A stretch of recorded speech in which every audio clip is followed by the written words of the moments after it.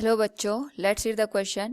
A Carnot engine whose sink is at 300 Kelvin has an efficiency of 40%. By how much the source temperature should be changed so as to increase the efficiency to 60%? Here we have given four options. Now to answer this question, first we will discuss here the key concept, and here the key concept is efficiency of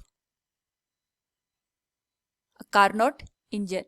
तो जब हम बात करते हैं यहाँ पे Carnot engine की efficiency की, तो हमारे पास यहाँ पे सोर्स और जो सिंक का टेम्परेचर गिवन होता है उसके टर्म में जो एफिशिएंसी लिखी जाती है, it is given as efficiency equals 1 minus temperature of the sink T2 divided by temperature of the source that is T1. तो अकॉर्डिंग टू द क्वेश्चन, अगर हम यहाँ पे पहले अंडरस्टैंड करें कि कार्नोट इंजन दे रखा है, इसका जो सिंक है it is at 300 kelvin, so we can say temperature of sink is given as 300 Kelvin और ये हमारे पास T2 की वैल्यू हम लिख लेते हैं. इसकी जो एफिशिएंसी है ये 40% के बराबर है, जिसको हम लिख सकते हैं 0.4 के बराबर. हमसे पूछा गया by how much the source temperature should be change so as to increase the efficiency to 60%. तो सबसे पहले हम ये कैलकुलेट करते हैं कि जब हमारे पास एफिशिएंसी 40% थी उस केस में सोर्स का टेम्परेचर क्या था. तो हम लिख सकते हैं temperature of source is given as T1. इसकी वैल्यू हम कैलकुलेट करेंगे and we know that efficiency is given as 1 minus T2 by T1. जो एफिशिएंसी की वैल्यू होगी ये हमारे पास 0.4 के बराबर आएगी. It will be given as 1 minus T2 की जो वैल्यू है ये 300 केल्विन के बराबर है. T1 की वैल्यू हमें यहाँ पे कैलकुलेट करनी है. नाउ यहाँ पे अगर हम इसको सॉल्व करें it will become 300 by T1 equals 1 minus 0.4, ये हो जाएगा 0.6 के बराबर. और जो T1 की वैल्यू आएगी ये आ जाएगी 300 डिवाइडेड बाई 0.6. तो जो हमारे पास सोर्स का टेम्परेचर है ये बन जाएगा 500 केल्विन के बराबर.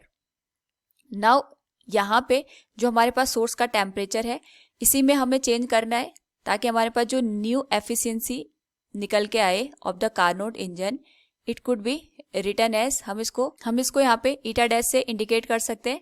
और इसकी जो एफिशिएंसी है 60% के बराबर है, इसको हम लिख सकते हैं 0.6 के बराबर. Now again by using the formula of the efficiency it will B 1 minus जो हमारे पास सिंक का टेम्परेचर है वो सेम रहेगा जैसे पहले था, इसको हम T2 से इंडिकेट करेंगे. और जो नया टेम्परेचर है सोर्स का इसको हम T1 डैश से इंडिकेट कर देते हैं. तो वैल्यू रखने पे it will become 0.6 equals 1 minus जो T2 की वैल्यू है ये हमारे पास 300 केल्विन के बराबर है. T1 डैश की वैल्यू हमें यहाँ पे कैलकुलेट करनी है. So it will B T1 dash equals 1 minus 0.6, तो ये हो जाएगा हमारे पास यहाँ पे 300 डिवाइडेड बाई 0.1 माइनस 0.6 0.4 के बराबर. और यहाँ से अगर इस वैल्यू को कैलकुलेट करें तो ये आ जाएगा 750 केल्विन के बराबर. नाउ हमसे ये पूछा गया है कि जो हमारे पास सोर्स का टेम्परेचर है इसमें कितना चेंज आएगा.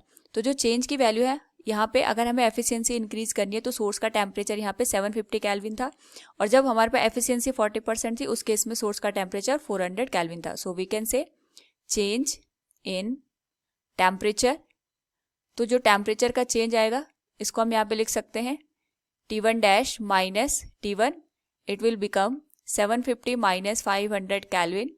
तो जो हमारे पास यहाँ पे चेंज आएगा वो 250 केल्विन के बराबर आएगा और जो हमारे पास टेम्परेचर की वैल्यू होगी ये इंक्रीज होगी. So from the given question we can say here by how much the source temperature should be changed so as to increase the efficiency to 60%, it will be 250 Kelvin increase. Option A will be the correct one. Hope all you understood it. Thank you and best of luck.